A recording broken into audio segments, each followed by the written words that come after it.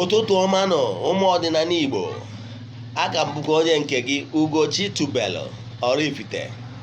Abụ m onye mgbasa ozi ọdịnala Igbo, bụrụkwa dibịa mgbọrọgwụ na mkpa ahịhịa. Ndị Igbo makanụ, isiokwu n'ụbọchị taata bụ ihe gbasara why ndị mmadụ ji ata afụfụ n'ụzọ dị iche iche, bụ maka ihi that they went against laws of nature. Ọnyanwa bụ ihe iji ata afụfụ n'ụbọchị taa. Yes, gị na-enye m ntị. Yes, iji ata afụfụ n'ụbọchị taata, ikwela ka ndị ụka ọbịa rie ya erie sị nọ maka na ndị nna nna ha gọrọ mmụọ. Ọ bụrụ eziokwu, asịghị na ihe ndị nna nna ha nọ maka ihe gị kpọọ ha ndị ajọ mmụọ ka ime cast and band ka ihe wee dịrị gị mma. Ọ bụrụ eziokwu, ihe iji ata afụfụ n'ụbọchị taata bụ out of ignorant. Gee gụọ Joel 4:6. Out of ignorant my people is suffering. Ọ ignorant gị maka na ị mere ihe ị kwesịrị ime. Ndị nne na nna eme ọkwa ihe ha kwesịrị ime. Na mgbe gboo, nne na nna na-awa amụta ụmụazị, apịacha ụmụazị, gbaa afọ agụ, mara onye nọ nwatakịrị ụwa, mara ụdị ndụ ọ ga-ebi. Ha mata ụdị ndụ ọ ga-ebi, ebido n'oge. Ọ bụrụ onye ya bụ dibịa mgbọrọgwụ na mkpa ahịhịa, ma ọ bụ na onye ga-ahụ medikal dọkịta, anyị azụ n'ụdị nke oyibo, ebido n'oge wee hazie ihe dị n'ụzọ ya. Ọ bụrụkwa nnọọ nwata nwaanyị, anụcha ya, mara ihe bụ nsogbu ya, wepụrụ ya ụchụ. Taata a na-enwedo onye 35 years 40 afro dị ụchụ, abịagodo n'ihu abịa n'azụ. Ihe niile abụ ihe nne na nna kwesịrị iteke responsibility that they have failed in their job. Onye abụ nsogbu. Ana m achọ ịkọwara, when I was in India, I took my time to study their religion. Mfụ na their religion is almost exactly ihe anyị nwere n'ọdịnala Igbo. Ha ma na o nwere onye a na-akpọ, ha kpọrọ ya Bagwam. Ha si na onye abụ Chukwu Okike. Etu anyị si nwee n'ala Igbo. Ha nwere chi na-enye nwa, chi na-enye ego, chi na-enye amamihe. Etu ọ dịkwa n'ala Igbo ka ọ dị. Anyị nwere akwari ọmụmụ, anyị nwere na ogwugwu ara na-azụ nwa, anyị nwere chi dị iche iche, ma nke na-echekwa ngwuru, agba na-anọ n'ọnụmọnụ. Anyị nwechara ụmụ ihe niile n'ala Igbo. Mana ndị niile abụ ndị na-ejere Chukwu na mmadụ ozi. Ihe ha bụ, mana ọ Chukwu Okike abịa gbagba onye kere enu ka ana. Ụmụ etiti sọpọwasị abụrụ ndị na-ejere ya ozi, ndị esi n'aka ha na-eburu anyị na-ebugara Chukwu.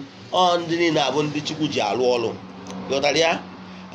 N'obodo India, ha na-practice their own. Ada onwere onye n'ime ha na-apụtanụ na-asị nọ ndị nna nna ha bụ the cause of the problem. Ndị na-aba anyị ndị eriri eri. Ị ga-afụ onye mmadụ oje art film, ọkpọtọ ọdịnala, werezie art ya in the sense na spirituality na Christianity na dominate ọdịnala be anyị. Ndị eriri eri atịcha ụmụ ihe niile a wee mindset ya ndị mmadụ wee duhie ndị mmadụ ụzọ. Echi na-achọ ihe na-eme gị. Onwenugo ebe ụnụ pụtara n'ala Igbo, ndị Igbo natanụ n'ụlọ natanụ. Onwenugo ebe ụnụ fụ ndị India art film wee kwuo na ebe Christianity bịa dominate ya Hinduism. Ifunugi ya onye eriri eri.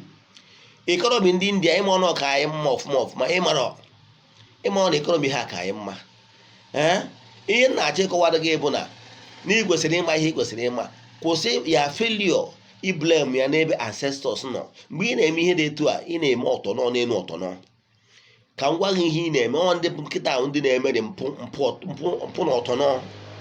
Anyị na-eme arụ n'elu anụ. Ndị gboo mere, ụfọdụ mere arụ ndị gboo gbara ọsọ ọchụ, ụfọdụ kpụtọrọ ihe mere ihe, ụfọdụ na mgbe gboo. Ka m gwa gị ihe bụ nsogbu gị. Ihe bụ nsogbu gị bụ na echekọtara, ị marọ chi gị, ị na-enye chi gị nri, ị haziri ihe gbasara n'ụzọ gị, ụchụ na-esoghị aka nri aka ebe. Ọnya bụ nsogbu gị. Bido tata na-achịghata azụ ka nwa nara akụ nri ya n'iyi. Gbuchie onwe gị, wochapụ ụchụ, ka ị nwee ike kwudo ka ụchụ a na-eso gị na-agba ụchụ na-abụ gị na mmadụ kwuchie okwu, mmadụ kwechaa gị nkwa kọntraktị ma nkwa favor, ọ na-ruo ụchụ ahụ ejegwu ya nyekwa ọ na-arụghị aka. Ọnya dị responsible, bụrụ ya ancestors. Maka na ọ bụrụ ọsọ anyị bụ ndị Igbo nwere ancestors. Ndị Asia ejiri ancestors ha egwu. Even ndị Jew, ha ya agwa na anyị ewu ụmụ Abraham, Shadrach, Meshach and Abednego. They don't joke. Fact, equal against their ancestors, they can kill you. Ọ bụrụ na ị mara. So ka ịfụ na ọ bụrụ nnọọ nyanwa bụ ihe ụwa problem. Mana ndị ụka ọbịa ma mindset ya ndị be anyị si anyị nọọ maka ihi ndị nna nna anyị ha anyị na-enye nsọpụrụ nọọ ha butere nsogbu anyị. Asị eriri eri. Ka m gwazie ihe bụ nsogbu. Yes, gị nwa na-ene m anya, gị nwa. Yes, ihe bụ nsogbu gị bụ ị na-eme mpụ. Yes, ihe bụ nsogbu anyị mpụ. Ka m gwa gị ihe bụ mpụ imere butere nsogbu. Ọ ya bụ isi na ya wụcha onwe gị taa otu akwụsị. Ọ bụrụ otu niile ka eji ose ọjị ajụchapụ. Ịghọtara ya? Ọ bụrụ na ime mpụ n'ibie na ị ga-eme ọwụ na ị ga-eme cleansing, ị ga-abụ alụ iji abụọ alụ. Ọ bụrụ na ime mpụ akpụrụ gị alụ, ọ bụgoro na ndị ọzọ yuzuo ya wọkọrọ ha iyuzuo ma wọk maka na ibu alụ. Yes, gị nwa na-ege m ntị. Yes, ị na-eji edina nwunye mmadụ, nwunye nwaanyị nọ na di. Adị m ekwu okwu onye divorce, onye natara be nne na ndị, adị m ekwu okwu nke a nọọ nwaanyị nọ na di. Ịma na ọdọ nọ na di, ịmakwu di ya, ịkpọrọ ya jee na họteelụ ma ọ kpọrọ ya jee ebe gị jee dina ya, ibu alụ. Onye ahụ responsible for nsogbu gị.